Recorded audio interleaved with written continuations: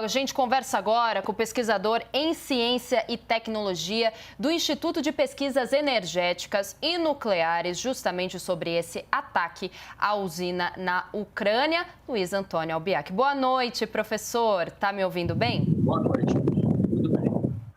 Maravilha. Apenas um pouco assustado com essas notícias que nos chegam. Nem me fala, professor. A gente está dizendo nessa cobertura da CNN na CNN Brasil, em sintonia com a CNN Internacional, de já entrando aí no nono dia, que entrando nesse novo dia, né? Nesse nono dia, que é algo de filme, né? A gente está vendo, está discutindo um ataque a uma usina nuclear. E a gente vê uma usina nuclear pegando fogo após ataque russo. A gente vê também conversas nas outras semanas anteriores de possíveis guerras nucleares, assim com armamento nuclear, não só a geração de energia desse tipo. A gente está mostrando ainda as imagens para vocês. São imagens que assustam. Professor, eu queria conversar com você. A gente está assustado, mas o que a gente tem de informação é que os reatores principais da usina não foram atingidos, não há aumento de radioatividade na área. Mas vamos pensar no pior cenário. Vamos fazer o pior cenário primeiro, depois a gente faz as boas notícias, né? Primeiro as más notícias, depois as boas notícias. O que aconteceria se essa usina nuclear, a maior da Europa, fosse atingida nesse ataque? Qual o tamanho do perigo? Bem, vamos primeiro localizar, né? Eu consultei ao Power Reactor Information System, que é uma base de dados da Agência Internacional de Energia Atômica, disponível na internet, para saber maiores dados sobre essa central nuclear. Trata-se da central nuclear bom, não sei falar em ucraniano, mas se escreve Zaporozhye, né? É uma central nuclear integrada por 6 reatores nucleares. Esses 6 reatores, cada um desses 6 reatores, eles produzem 3.000 megawatts térmicos, a partir dos quais são obtidas 950 megawatts elétricos, né? Então, é uma central nuclear com 6 reatores. O primeiro deles foi inaugurado em 1984 e o sexto e último deles em 1995. São reatores diferentes do tipo de Chernobyl, todos os 6, né? São reatores refrigerados a água pressurizada, PWR, enquanto o reator de Chernobyl, os 4 de Chernobyl, principalmente o reator 4, eram reatores refrigerados a água fervente e moderados a grafite. Era um outro tipo de reator, né? Bem, o que acontece? O que aconteceria qual o acidente mais grave nesse caso? O acidente mais grave nesse caso seria algum tipo de ação que causasse dano às usinas de modo a expor o cerne do reator. O que é o cerne do reator? É onde se encontram os elementos combustíveis, ou seja, o combustível nuclear da usina, no qual estão acumulados radionuclídeos, principalmente produtos de fissão do urânio e depois do plutônio. E esses produtos de fissão, se o dano for muito severo, podem vir a escapar para o meio ambiente, né? E isso é tudo que não se deseja que ocorra, né? No caso da usina de Chernobyl, isso ocorreu, né, na central nuclear, no reator 4 da central nuclear de Chernobyl, em 26 de abril de 1986, e em 11 de março de 2011, em Fukushima, aconteceu isso também em 4 dos 6 reatores nucleares daquela central, né? Então, o que acontece? A ideia é que nunca em um reator nuclear se deva permitir que esse vazamento ocorra para o meio ambiente. Caso contrário, as consequências são muito graves. Por quê? Porque muitos desses radionuclídeos têm meia-vida, ou seja, o tempo necessário a que esses radionuclídeos decaiam a sua atividade à metade, relativamente longa, e alguns deles têm grande facilidade de se integrar ao meio ambiente e a sistemas biológicos, tipo os isótopos de césio, radioativos, os isótopos de iodo radioativos, e os isótopos de estrôncio radioativos, por exemplo, dentre outros. Então, a ideia... Perdão, pode continuar. Então, essa é a questão. Tem que se evitar que isso aconteça, né? Felizmente, as notícias dão conta de que, as mais recentes, dão conta de que os níveis de atividade não sofreram um aumento. Então, isso é um sinal de que o material nuclear contido no cerne das usinas, em princípio, deve não ter sido afetado. Que bom, isso é um alívio, né, professor, para a gente. O Renan de Souza, Luiz, o nosso editor de internacional, também está com a gente nessa conversa, quer te fazer uma pergunta. Diga, Renan. Eu queria só aproveitar essa última fala do professor para trazer algumas informações, atualizações ali do porta-voz de Zaporídia. Ele disse que a batalha acabou neste exato momento, mas que o fogo continua. E aí ele completa dizendo que apenas uma unidade de geração de energia está operacional das 6. E ele diz que também muito equipamento técnico foi atingido ali nessa batalha. Agora, professor Luiz, a minha pergunta é no seguinte sentido. Esta usina foi idealizada ainda na década de 70, na era soviética, 4 reatores construídos na década de 80. Algum mecanismo de defesa de apagar o incêndio de maneira automática para esse tipo de usina? Ou é alguma norma internacional que essas usinas nucleares têm que ter? Algo nesse sentido de proteção extra, né, nesses casos? Essas usinas, elas são um reator nuclear, como eu falei, refrigerados, todas as 6, né, de reator nuclear refrigerado a água pressurizada, PWR, que inclusive tinha um modelo russo, que era denominado VVER, que é uma sigla em russo para água, reator energético, certo? Seria isso. O que é isso? Você tem um circuito primário de refrigeração, água pressurizada, aí você tem um circuito secundário com uma pressão menor que o do circuito primário, para que, através da troca de calor, a água do secundário se transforme em vapor, se seja direcionada às turbinas, acione o gerador e produza energia elétrica em larga escala. O que acontece? A parte onde estão contidos os elementos combustíveis, o material radioativo, o combustível nuclear, e onde se processam de maneira controlada e autossustentada a reação nuclear de fissão em cadeia, eles são protegidos com um conceito chamado defesa em profundidade.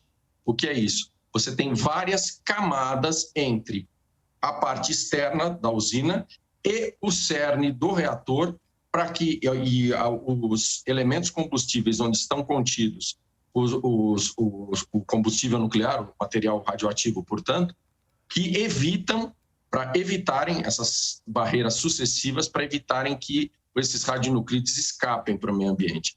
Quais são essas barreiras? A primeira barreira é o próprio combustível nuclear, que absorve a maior parte desses radionuclides. A segunda barreira é o revestimento metálico.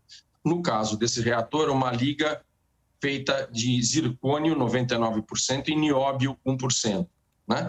Que ela tem alta resistência à corrosão e ela é feita no sentido de barrar que os elementos, que alguns dos isótopos radioativos escapem do reator, do combustível.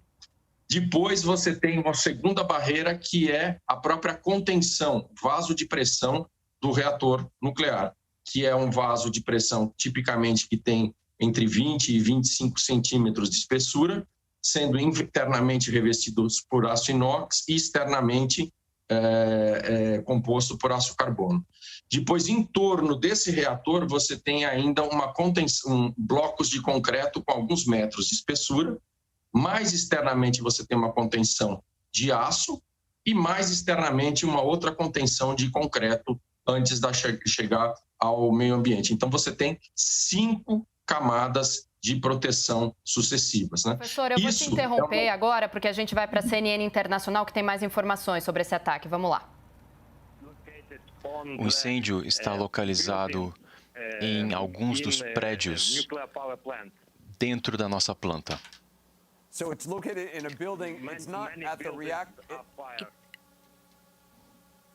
Então não é no reator?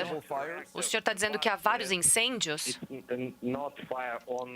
Não há um incêndio no reator.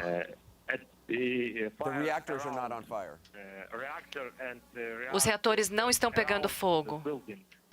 O incêndio, na verdade, é ao redor do prédio. Isso é de tiroteios ou foi de mísseis, foguetes? Qual é a natureza do ataque? Todas as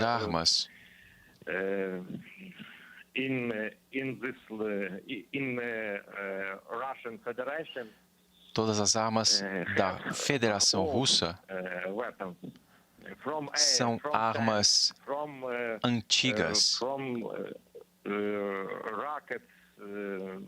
desde os foguetes, muitos tipos de armas. Quem está em controle da planta agora? A Ucrânia. Os oficiais da Ucrânia estão aqui nas unidades da usina.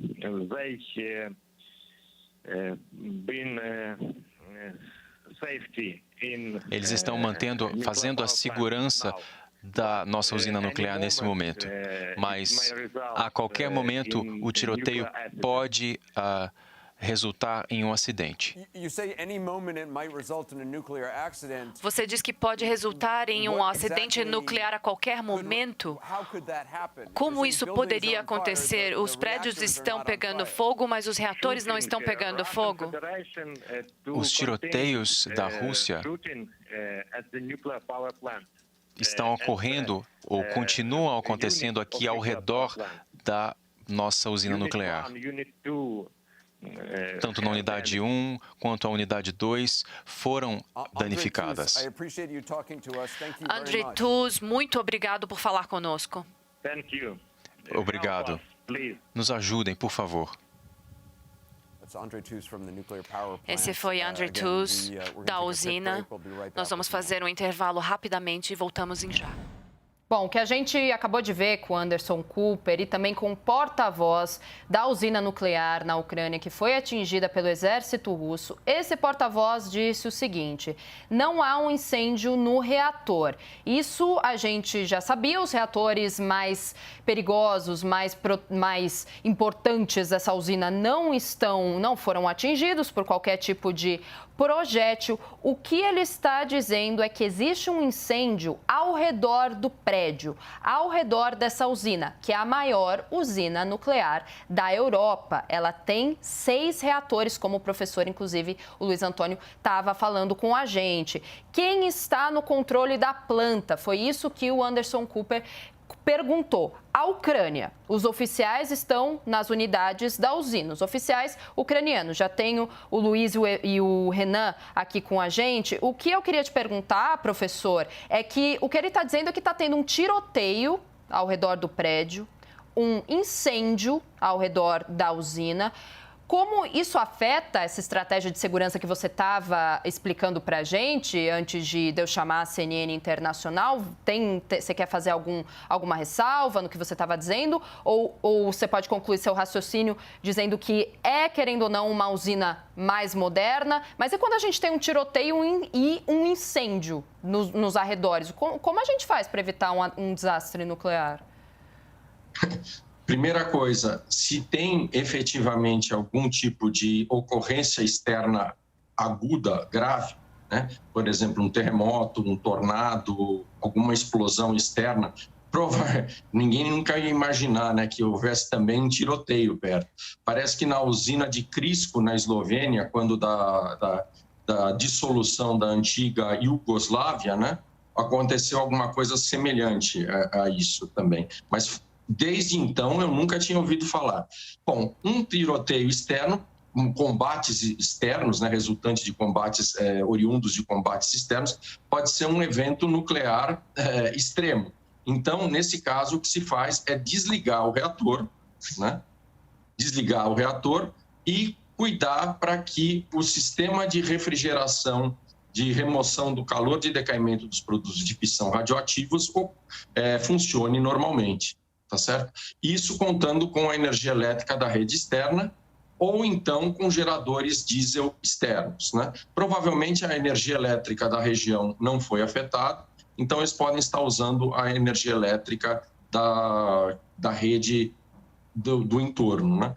Mas eu acredito, o supervisor da usina que concedeu a entrevista à CNN Internacional mencionou que dos 6 reatores, pelo que eu entendi, 4 estavam desligados e o 1 e o 2 foram afetados, não é isso? Isso, exatamente. Mas ele não deixou claro se o 1 e o 2 estavam operacionais, estavam operando, estavam funcionando.